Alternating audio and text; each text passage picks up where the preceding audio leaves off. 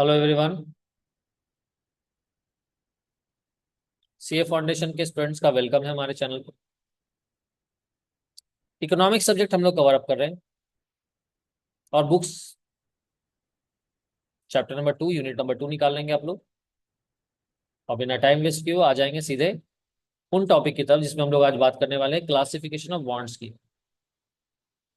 ये बॉन्ड्स को कहते हैं। कल हम लोगों ने nature of human bonds discuss किया था, बॉन्ड्स क्या है उसको डिस्क्राइब करा था, और आज हम लोग बात करेंगे बॉन्ड्स के क्लासिफिकेशन की।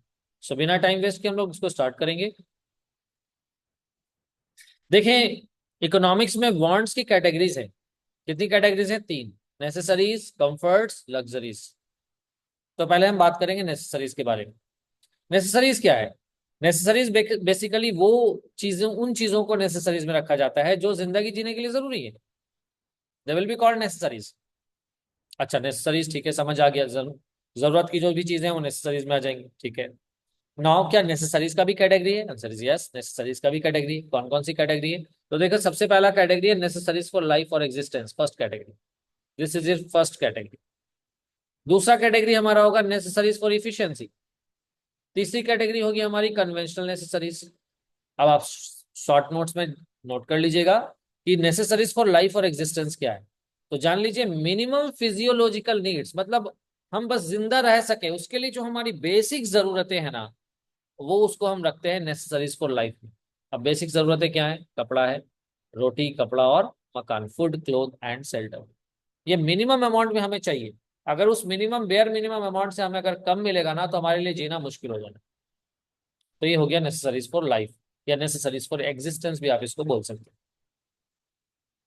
अब आते हैं नेसेसरीज फॉर इफिशियंसी क्या है। तो आपको पता है कि इंसान है, तो हर एक इंसान क्या चाहता है? वो चाहता है कि ज्यादा लंबे समय तक जिए, वो चाहता है कि उसके अंदर उसकी एनर्जी बनी रहे, वो चाहता है कि पहले से बेटर काम कर सके, है ना, उनके काम करने का इफिशियंसी बेटर हो।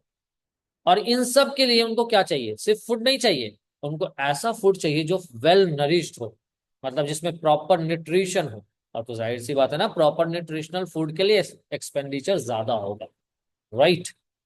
क्लोथिंग सिर्फ नहीं हो, एडिक्वेट क्लोथिंग हो, क्लोथिंग ऐसा हो जो उसके काम करने को बेटर बनाए, उनकी लाइफ को बेटर बनाए, ठीक है ना।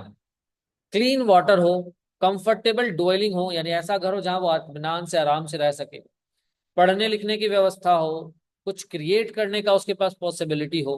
तो इन सारी चीजों को रखा जाएगा किसमें? इन सारी चीजों को हम कहेंगे नेसेसरीज फॉर इफिशियंसी। यानी ये लाइफ के लिए नेसेसरी नहीं है, लेकिन इफिशियंसी बढ़ाने के लिए नेसेसरी है। इफिशियंसी को बेटर करने के लिए जरूरी है। और इफिशियंसी क्या है? किसी भी काम को अगर हम बेस्ट पॉसिबल वे में कर ले तो ये इफिशियंसी कहलाएगा। यानी मिनिमम कॉस्ट और मिनिमम एफर्ट से अगर मेरा काम हो जाएगा तो वो एफिशिएंसी कहलाएगा, ठीक है। अब आइए थर्ड कैटेगरी, कन्वेंशनल नेसेसरीज। अब ये क्या है कन्वेंशनल नेसेसरीज? तो देखो, सोसाइटी में क्या होता है ना, कि सोसाइटी में कई सारे ऐसे कस्टम्स बन जाते हैं, ऐसे कन्वेंशंस बन जाते हैं जिसको आपको ना चाहते हुए फॉलो करना पड़े, ना चाहते हुए। जैसे for example, let us talk about religion Islam, ठीक है। इस्लाम में आप देखोगे कि बारात का कोई कॉन्सेप्ट नहीं है।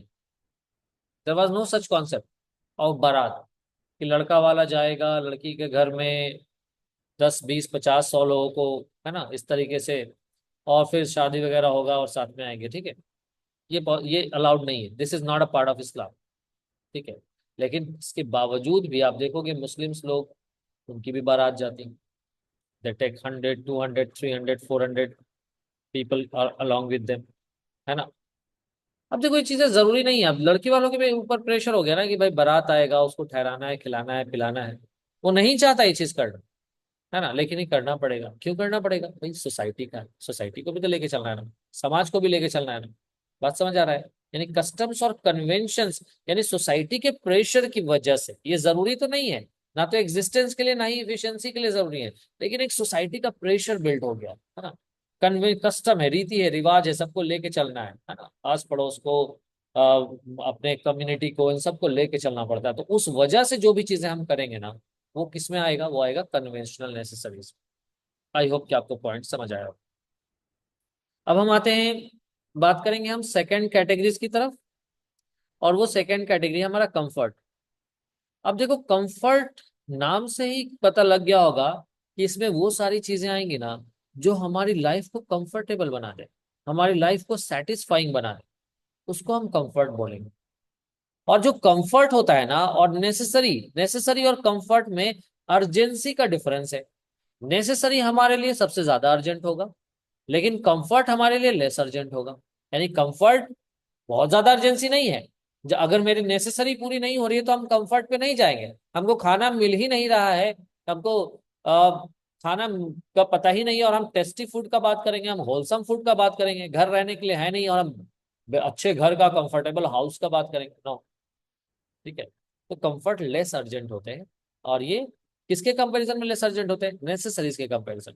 इसमें जैसे टेस्टी एंड होलसम फूड का चाहत है किसी को, कि हमें अच्छे अच्छे खाने मिले, टेस्टी फूड्स मिले, रहने के लिए अच्छे मकान मिले, कपड़े हों, है ना, अलग अलग तरह के, अलग अलग ओकेजन के लिए कपड़े हों, है ना।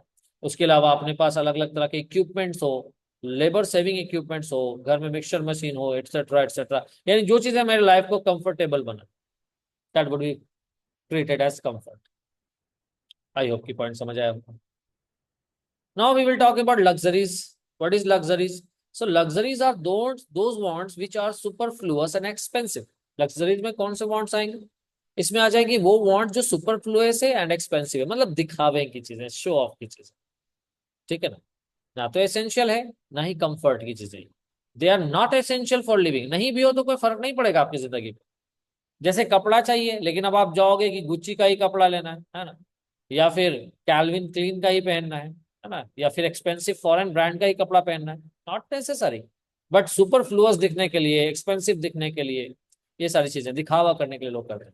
एक्सक्लूसिव कार रखना है, विंटेज कार रखना है, दिखावे करने हैं।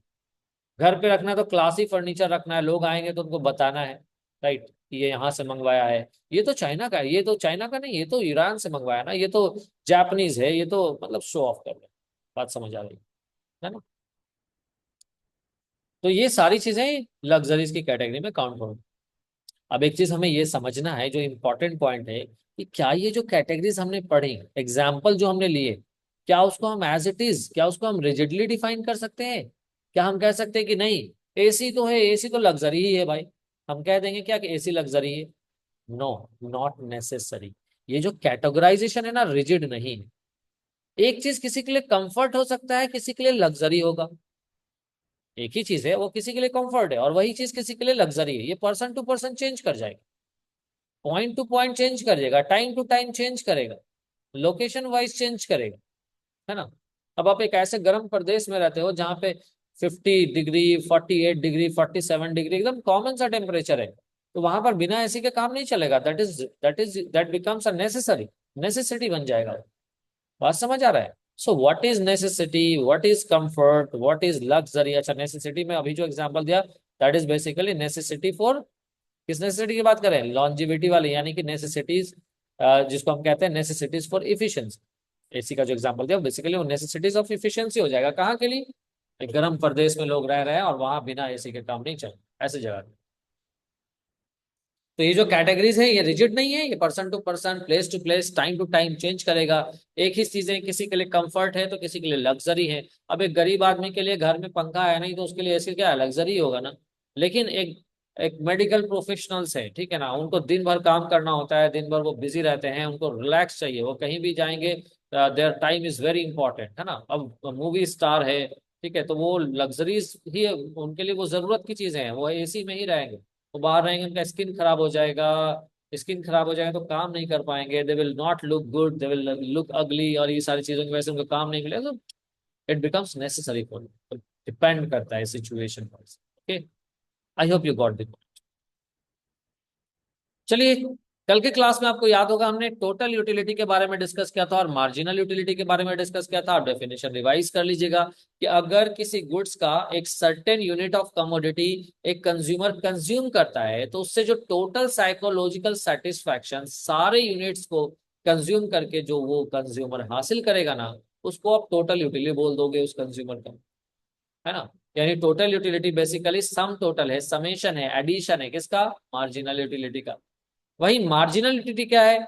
तो देखो, टोटल यूटिलिटी में जो चेंज आएगा, एक एक्स्ट्रा यूनिट कंज्यूम करने से या एक कम यूनिट कंज्यूम करने से टोटल यूनिट में जो भी चेंज आएगा ना, वो उस गिवन यूनिट का मार्जिनल यूटिलिटी कहलाएगा।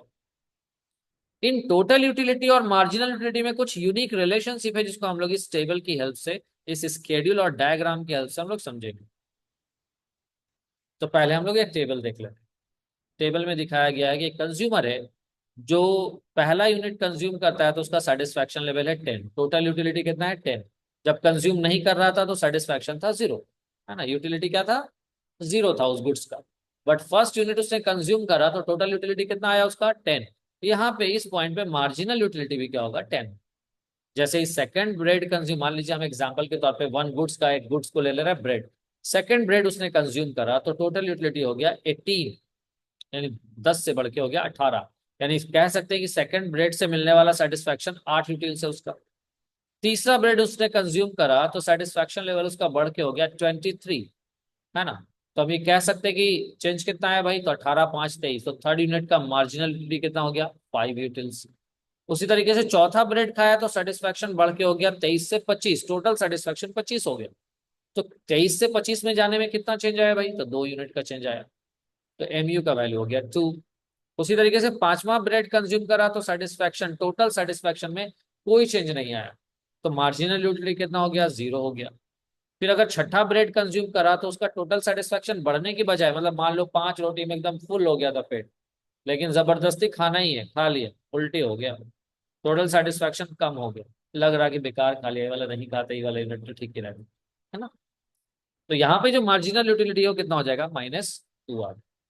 Change in total utility is called MU, change in TU is called MU, per unit change in TU is called MU। ना अब आपने इस टेबल को देख के पता लग गया होगा आपको। अब अगर टेबल को अज्यूम ऑब्जर्व करोगे तो पता क्या चल रहा है कि टोटल यूटिलिटी और मार्जिनल यूटिलिटी दोनों ही एक दूसरे पर डिपेंड कर रहा है, एक दूसरे से रिलेटेड कॉन्सेप्ट है। जहां टोटल यूटिलिटी निकालने के लिए आपको मार्जिनल यूटिलिटी को एडअप करना पड़ेगा, वहीं मार्जिनल यूटिलिटी को निकालने के लिए आपको टोटल यूटिलिटी के डिफरेंसेस लेने पड़ेंगे। फॉर एग्जांपल जैसे यहां देखो, इसी टेबल को देखो, TU निकालना है भाई, MU को जोड़ दो, पहला यूनिट का आएगा 10, दूसरा का होगा 10 + 8 यानी 18, तीसरा का होगा 18 5 23, 23 2 25, 25 + 0 25, 25 माइनस माइनस 2, 25 माइनस 2 यानी कि 23। दिखा कि टोटल यूटिलिटी हमें कैसे मिल रहा है, TU को कैसे हम जान रहे हैं, समेशन ऑफ MU से, मार्जिनल यूटिलिटी को जोड़ देने से TU मिल रहा है ना। वही मार्जिनल यूटिलिटी कैसे मिल रहा है, तो हमको जिस यूनिट का चाहिए ना उससे एक पहले वाले यूनिट को माइनस कर दो, तो 18 - 10 8। तीसरे यूनिट का चाहिए तो तीसरे को दूसरे से माइनस कर दो, तो 23 - 18 यानी कि 5। यानी कि अगर n यूनिट का हमें टोटल यूटिलिटी चाहिए, तो टोटल n यूनिट का अगर हमें मार्जिनल यूटिलिटी चाहिए, तो हमको टोटल यूटिलिटी लेना पड़ेगा nth यूनिट का, और उससे n-1th यूनिट का टोटल यूटिलिटी माइनस कर देना। आपने ये भी नोटिस करा होगा कि फर्स्ट यूनिट पे टोटल यूटिलिटी और मार्जिनल यूटिलिटी क्या है, का वैल्यू क्या है, दोनों बराबर है। फिर आपने ये भी नोटिस किया होगा कि TU जो है वो इंक्रीज कर रहा था, शुरू से इंक्रीज कर रहा है TU, 10 से 18 हुआ, 18 से 23 हुआ, 23 से 25 हुआ, लेकिन जो रेट ऑफ इंक्रीज है ना, 10 बढ़ा था पहला यूनिट में, दूसरा यूनिट में 8 ही बढ़ा है, तीसरा यूनिट में 5 बढ़ा है, चौथे यूनिट में 2 बढ़ा है। बढ़ तो रहा है, लेकिन किस रेट से बढ़ रहा है, डिक्रीजिंग रेट से बढ़ रहा है ना। यानी MU क्या है, डिक्रीजिंग है, लेकिन वैल्यू क्या है यहाँ पे, पॉजिटिव है। तो शुरुआत में MU का वैल्यू पॉजिटिव होता है तो TU बढ़ता है, इंक्रीजिंग किस रेट से बढ़ता है, डिक्रीजिंग रेट से। फिर आपने नोटिस करा कि TU का वैल्यू एक पॉइंट पे मैक्सिमम आया, जहां पे मैक्सिमम आया है वहां पे MU का वैल्यू कितना है, 0 है। देख लीजिए एट पॉइंट फिफ्थ यूनिट, पांचवें यूनिट पे TU का वैल्यू कितना है, 25 है। TU का वैल्यू कांस्टेंट है, कोई चेंज नहीं हुआ, 25 पहले भी था अभी भी 25 है, तो MU का वैल्यू क्या आया, 0, है ना। वही लिखा हुआ है कि TU वहां पे मैक्सिमम होगा ना, या TU जहां पे मैक्सिमम होगा, ये जो वैल्यू मैक्सिमम है TU यहाँ पे मैक्सिमम है, मैक्सिमम पॉइंट पे MU का वैल्यू क्या आया, 0 आया। अब बोलोगे सर मैक्सिमम तो इससे पहले भी हो गया था, बिल्कुल हो गया था, लेकिन इसके बाद भी तो तुम एक यूनिट और बढ़ाया ही ना, तो TU तो वहां पे भी सेम रह गया, कोई चेंज नहीं हुआ। तो 25 यहाँ वाला लो या यहाँ वाला लो, तो जाहिर सी बात है कंजम्पशन तो एक कंज्यूमर ज्यादा ही करेगा ना, वो 4 ब्रेड खाए, शायद भूख लगा हुआ 4 खाए 5 खाए, दोनों में उसका सेटिस्फैक्शन लेवल सेम है, तो 5 ही रोटी खाएगा, कम नहीं खाएगा। ठीक है ना। आगे चलिए। फिर देखा होगा आपने कि टोटल यूटिलिटी वो घटना शुरू हो गया, कब घटा, जब मार्जिनल यूटिलिटी नेगेटिव हो गया हो। देखो एमयू का वैल्यू लास्ट यूनिट पे कितना हो गया था, -2 हो गया, तो टीयू जो है 25 से 23 हो गया, घटा ना। आई होप की पॉइंट समझ आया। तो इस पॉइंट को नोटिस करके आपको पता लग गया कि भाई मार्जिनल यूटिलिटी तो 10 से 8, 8 से 5, 5 से 2, 2 से 0, 0 से -2, यानी लगातार घट रहा है, डिक्रीज कर रहा है। हम इधर कंजम्पशन बढ़ाए जा रहे हैं, एमयू घटता चला जा रहा है। यानी भाई ये क्या नियम है, ये कैसे हो रहा है? तो ये इस नियम की वजह से हो रहा है, जिसको हम क्या बोल रहे हैं, इसको हम बोल रहे हैं law of diminishing marginal utility. क्या कह रहे हैं हम इसको? इसको हम कह रहे हैं law of diminishing marginal utility, है ना। अब देखो law of diminishing marginal utility जो है वो एक इंपॉर्टेंट फैक्ट पे डिपेंडेंट है, और वो क्या है, और वो ये है कि जो टोटल वांट्स होते हैं ना एक पर्सन के, वो अनलिमिटेड होते हैं, वर्चुअली अनलिमिटेड होते हैं। मतलब वर्चुअली क्यों बोल रहे हैं, क्योंकि वो वांट्स जो है वो इंसान के साइकोलॉजी में एग्जिस्ट करता है ना। एक जरूरत पूरा हुआ दूसरा राइज हो गया, दूसरा जरूरत पूरा हुआ तीसरा राइज हो गया, है ना। और जितने भी वांट्स होते हैं ना एक इंसान के, वो सेटिस्फाइड किए जा सकते हैं, सैटिएबल होते हैं, आप उसको सेटिस्फाई कर सकते हैं, है ना। फिर आगे आइए, और ये किस बात पर डिपेंड कर रहा है, तो आपको पता होना चाहिए कि हर एक वांट को सेटिस्फाई किया जा सकता है, ईच वांट इज सैटिएबल। जैसे जैसे कंज्यूमर ज्यादा यूनिट खरीद कंज्यूम करता जाएगा गुड्स का ना, तो जो उसकी इंटेंसिटी है उस गुड्स को हासिल करने की, वो कम होती जाएगी। और एक ऐसा टाइम आएगा कि अब वो उसको चाहिए ही नहीं। अब गए हो, क्या शादी का सीजन चल रहा है, बिरयानी खाने चले गए, अभी बहुत अच्छा लगा, थोड़ा सा लिए बहुत अच्छा लगा, एक छोटे से प्लेट में आपने एक क्वार्टर प्लेट में लिया बिरयानी, खाया अच्छा लगा, एक और क्वार्टर लिया अच्छा लगा, लेकिन सेटिस्फैक्शन लेवल आपका धीरे धीरे कम होता जाए, राइट। उतना अच्छा नहीं लगा था जितना पहला वाला प्लेट लगा, तीसरा प्लेट खाया भी अच्छा लगा, बट पहले से और कम। यार धीरे धीरे आपका वन, अब चौथा प्लेट चलो यार हो गया, बहुत हो गया, पेट भर गया, अब नहीं चाहिए। एक टाइम आता है तो आपको ये नहीं चाहिए। यही है law of diminishing marginal utility, जिसको हम ये कह सकते हैं कि as a consumer takes more units of a goods, एक कंज्यूमर एक गुड्स का ज्यादा से ज्यादा यूनिट कंज्यूम कर रहा है, तो जो एक्स्ट्रा सेटिस्फैक्शन उसको मिल रहा है ना, एक्स्ट्रा सेटिस्फैक्शन जिसको हम क्या बोल रहे हैं, एमयू, एक्स्ट्रा सेटिस्फैक्शन जो उसको मिल रहा है, यानी एमयू जो डिराइव कर रहा है ना हर एक यूनिट से, वो क्या हो रहा है, वो कम होता चला जा रहा है, एमयू कम होता जा रहा है विद एवरी सक्सेसिव कंजम्पशन। जैसे जैसे कंज्यूमर का कंजम्पशन बढ़ रहा है, मार्जिनल यूटिलिटी कम होता चला जा रहा है ना। Is that clear? तो यानी कंजम्पशन बढ़ रहा है, एमयू घट रहा है। यहाँ पे एक टेबल दिखाया गया, देखो कैसे, एक कप टी पिया एक पर डे में, तो पहला कप पिया था 30 यूटिल सेटिस्फैक्शन है ना। Second cup quantity of T आया तो टोटल सेटिस्फैक्शन 50 हुआ, तीसरा कप आया तो 65 हुआ, चौथा कप कंजम्पशन में 75 हुआ, पांचवा कप में 83 हुआ, छठा कप में 89 हुआ। तो आप क्या देख रहे हो, एमयू 30 से 50 यानी एमयू 20 हुआ, फिर 50 से 65 यानी 15 हुआ, 65 से 75 यानी 10 हुआ, यानी एमयू लगातार क्या हो रहा है, फॉल करता चला गया। This is what is marginal utility, law of diminishing marginal utility. I hope की पॉइंट समझ आया हो। तो इस एग्जांपल से हमने जान लिया कि मार्जिनल यूटिलिटी जो है वो लगातार घटता है। अब सवाल ये है कि ये जो लॉ है ये किस किस बातों, किन बातों पर डिपेंड करता है, what are the assumptions behind it. तो सबसे पहला पॉइंट कि जो डिफरेंट यूनिट्स हम कंज्यूम करेंगे ये आइडेंटिकल होने चाहिए, हर एक मामले में आइडेंटिकल होने चाहिए, सेम के सेम होने चाहिए। यानी हैबिट की बात कर लो, टेस्ट की बात कर लो, ट्रीटमेंट की बात कर लो, कंज्यूमर के इनकम की बात कर लो, इसमें कोई चेंज नहीं आना चाहिए। अगर तो चेंज आ गया तो law of diminishing marginal utility follow ही नहीं है, तो चेंज नहीं आना चाहिए। ठीक है ना। दूसरा, the different units consume should consist of standard unit, यानी यूनिट कैसा होना चाहिए, स्टैंडर्ड यूनिट होना चाहिए। कैसा यूनिट होना चाहिए, स्टैंडर्ड यूनिट, है ना। अब एक प्यासा इंसान है, तुम उसको एक चम्मच चम्मच पानी दे रहे हो, भाई चम्मच से कोई पानी पीता है? तो हो सकता है उसका सेकंड वाला चम्मच से उसको ज्यादा सेटिस्फैक्शन मिल गया। Glass water, 1 glass of water, अब एक ग्लास ऑफ वाटर आपने दिया है, तो उसको पहले ग्लास से ज्यादा सेटिस्फैक्शन मिलेगा, दूसरे ग्लास में थोड़ा कम सेटिस्फैक्शन मिलेगा, ये हो। लेकिन चम्मच के केस में ऐसा नहीं हो सकता। Chammach is not a standard unit for drinking water. Is that clear? No, next point. Time gap नहीं होना चाहिए, इंटरवल नहीं होना चाहिए कंजम्पशन में, यानी कंजम्पशन कॉन्टिन्यूअस कंजम्पशन होना चाहिए। अब आप सुबह में नाश्ता कर, सुबह में रोटी खाए और शाम में खाए और रोटी, सुबह में रोटी खाए तो भूख ज्यादा लगा हुआ था, भूख कम लगा हुआ था तो कम सेटिस्फैक्शन मिला, शाम में बहुत ज्यादा भूख लगा हुआ है तो ज्यादा सेटिस्फैक्शन मिला, उल्टा हो गया ना। तो यहाँ पे ऐसा क्यों हुआ? Consumption continuous. सुबह की बात करोगे ना तो पहला ब्रेड सुबह में खाए तो पहला ब्रेड से जो सेटिस्फैक्शन मिला, दूसरा ब्रेड जब खाओगे तो दूसरे ब्रेड से मिलने वाला सेटिस्फैक्शन यानी मार्जिनल यूटिलिटी कम हो जाए, तीसरे ब्रेड से और कम हो, ऐसा हो। लेकिन सुबह का कंपैरिजन शाम से नहीं कर सकते। कॉन्टिन्यूअस कैसा होना चाहिए? कंजम्पशन कॉन्टिन्यू, कंजम्पशन जो है कॉन्टिन्यूअस होना चाहिए। कुछ चीजों पे लॉ अप्लाई नहीं होता, जैसे पैसा, सोना चांदी, ये तो जिसके पास जितना ज्यादा आएगा ना, लगेगा कि और आ जाए। एक कोटेशन भी है, रिलीजन रिलीजियस लाइन भी है, if a son of Adam had, if a son of Adam had one one mountain of gold he would demand other. अगर आदम की इंसान को, इंसान आदम की इंसान क्यों कहा जाता है भाई? जितने भी लोग हैं वो एक ही स्त्री और पुरुष से आगे बढ़े। अलग अलग धर्म में उसका नाम आप अलग अलग भले ही जानते हो, जैसे क्रिश्चियन लोग उसको एडम और ईव कहते हैं, है ना। मुसलमान लोग उसको आदम और हवा कहते हैं, है ना? क्रिश्चियन लोग उसको एडम एंड ईव कह लेते हैं।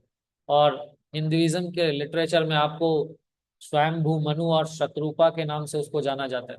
तो बहरहाल वो उनका ही एडम, उन्हीं को रेफर करते हैं। तो क्या बोल रहे हैं कि सारे के सारे इंसान एडम के औलाद हैं, है ना।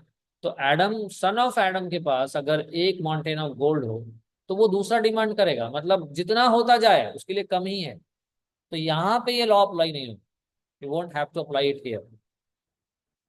नेक्स्ट इज, जो शेप ऑफ यूटिलिटी कर्व है ना, ये डिपेंड करेगा, यानी इस पे असर पड़ता है, किसका असर पड़ता है?